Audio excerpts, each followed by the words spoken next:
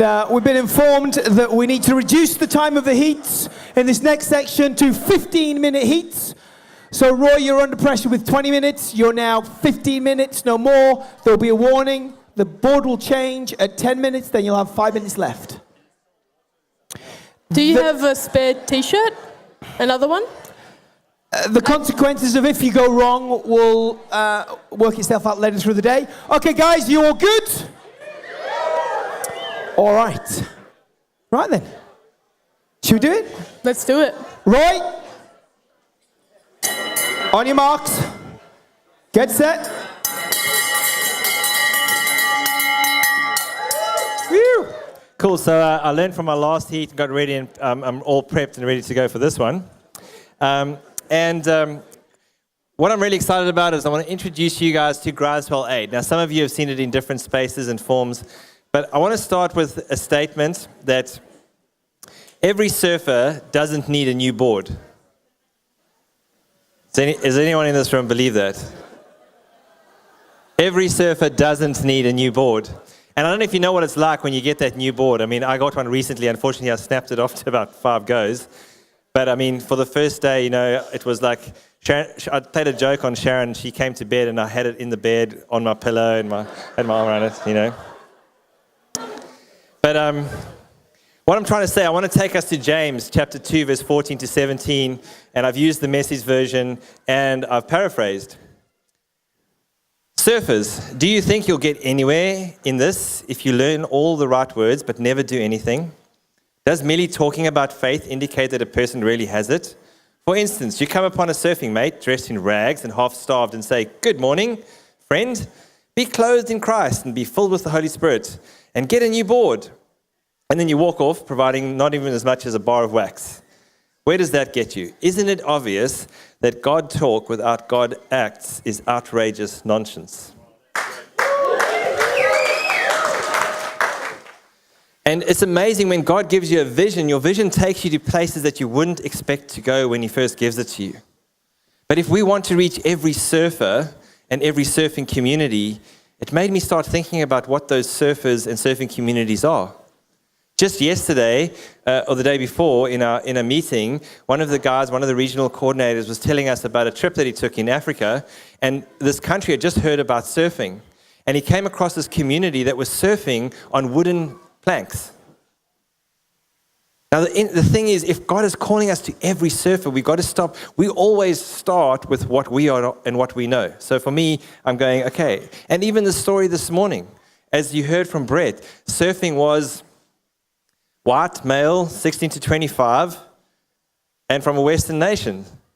But that's not every surfer today. And look at how God has added to our beautiful family. Look at it. Just look around you.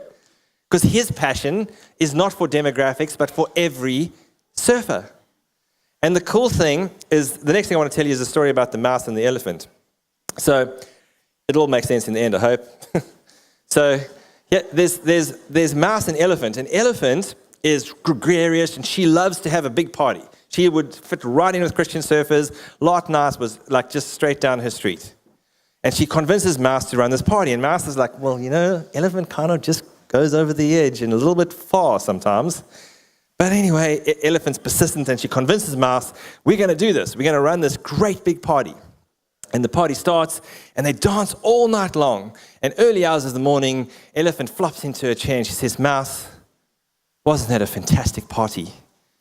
Mouse doesn't answer her, because somewhere during the night she stepped on Mouse.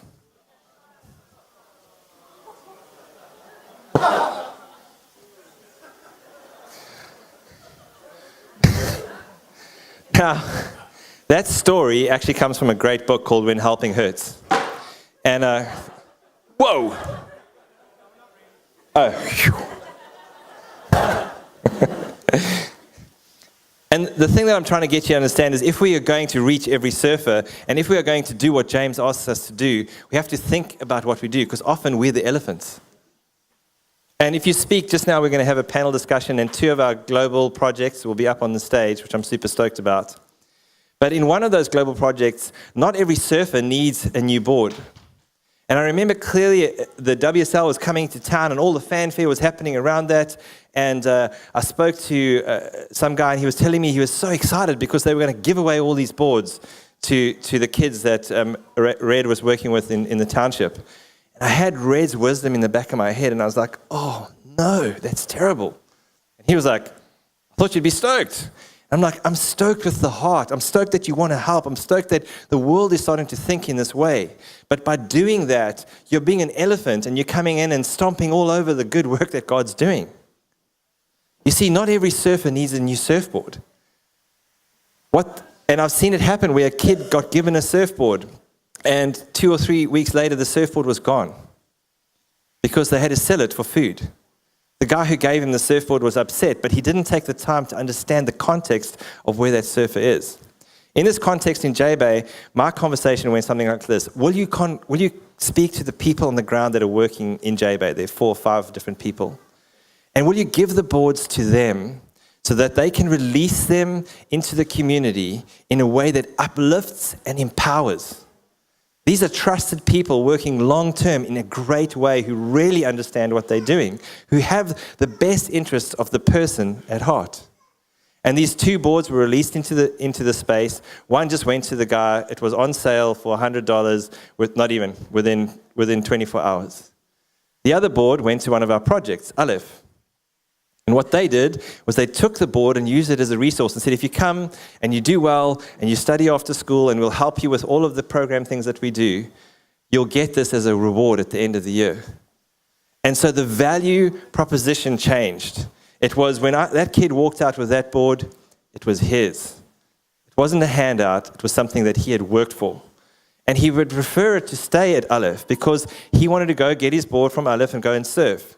But keeping it there was safe for him and safe for his surfing and safe for his community. So if we're going to step into this space, we have to think about when helping hurts. Now, just quickly, we soft launched Groundswell Aid in 2017 for every surfer, and you can maybe pull up the next slide, a couple of slides. And basically what we do, this is a few quick thing about what we do. So what is Groundswell Aid? So the first thing about Groundswell Aid is it's ours. I was chatting to Steve Bailey. There's that wave in Australia called ours. Everyone know it? Now, I really like that idea, ours. It's a collective pronoun. My wife's an English teacher. I don't know if that's right, love. Is it a connective pronoun? Oh, she says yes. Okay, so it's a collective pronoun. And Steve shot back to me and said, yep, it's ours if you're from Maroubra. If you're not from Maroubra, then it's not ours. But the thing is, it shows a collective ownership, and Groundswell Aid belongs to you. It's not some new thing that's external or outside of Christian surfers. It's your thing.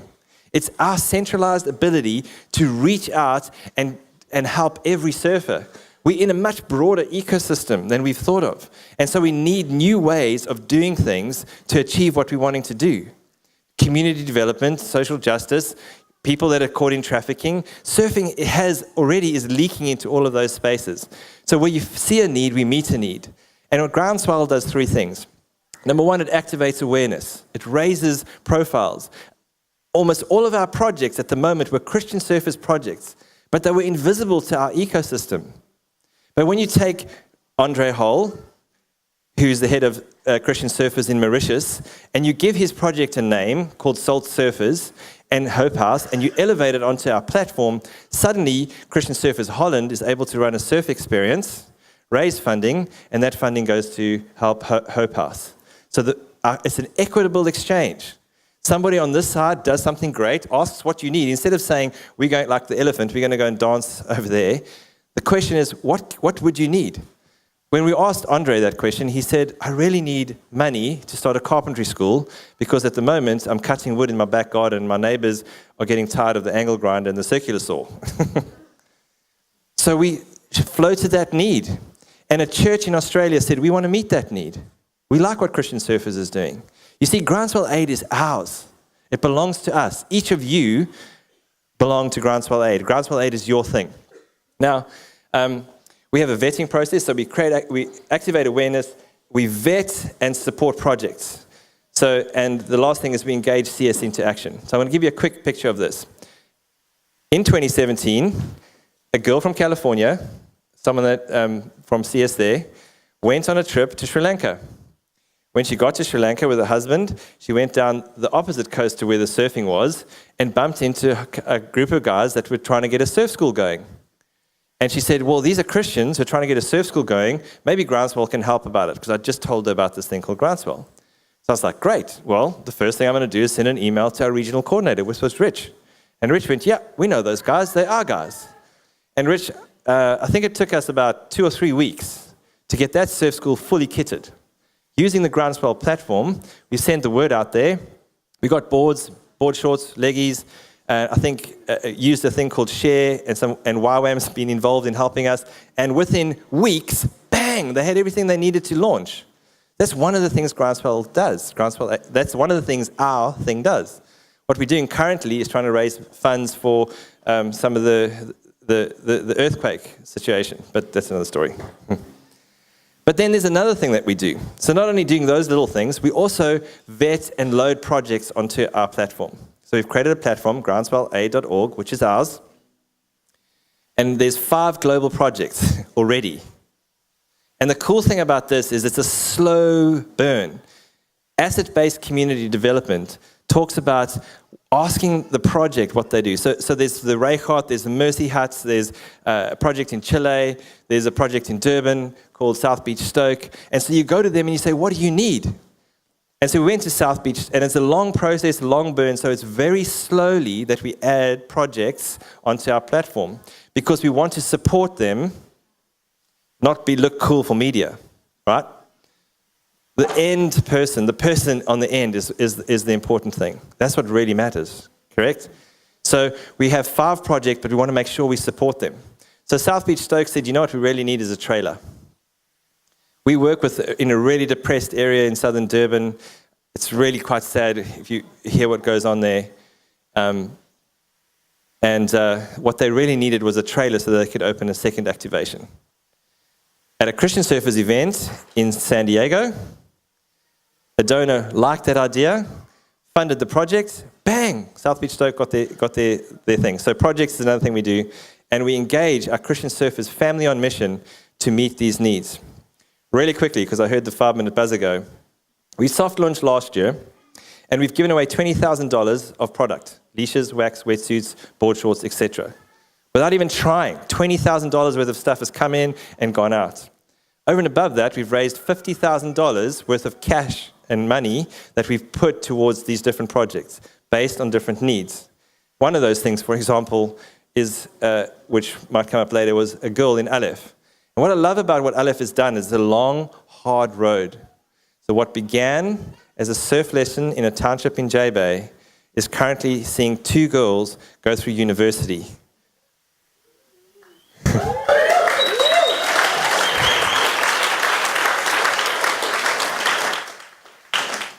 Now that's not the sexy stuff, right? That's hard. That doesn't make newspaper headlines. It takes long, hard work, and that's why working with those projects is so important. There were just a couple of slides that I put in there. There's one with Andre Hole with a whole lot of Grammys in board shorts. Mercy Huts, where we've just built a pool, which we'll hear about a little bit later. Christian Surfers Australia has been hugely involved in there. Christian Surfers Holland has run surf experiences, and that's been used. All sorts of things, 5-minute mark, right to the very last slide. New board. I wish I could show you this picture in the dark. Because that kid, it's not like the kid who's you see where it's all like, oh, he's got such stoke and such attitude. You know, does he need a new board? Like you look at it and go, yeah, he definitely needs a new board. But if you had to ask him, would he say that? He's not unstoked. And the thing is, yep, we want to get him onto a good board. We want to see him on the ISA. We want to see him on the WSL. But we want to see him be able to know and follow Jesus first. Andre said something to me. He said, you got to love without a hook. We love as Jesus loved. We create opportunities, and surfers respond to Jesus because of the love that is given out to them. This is your Groundswell Aid, and you are part of the story.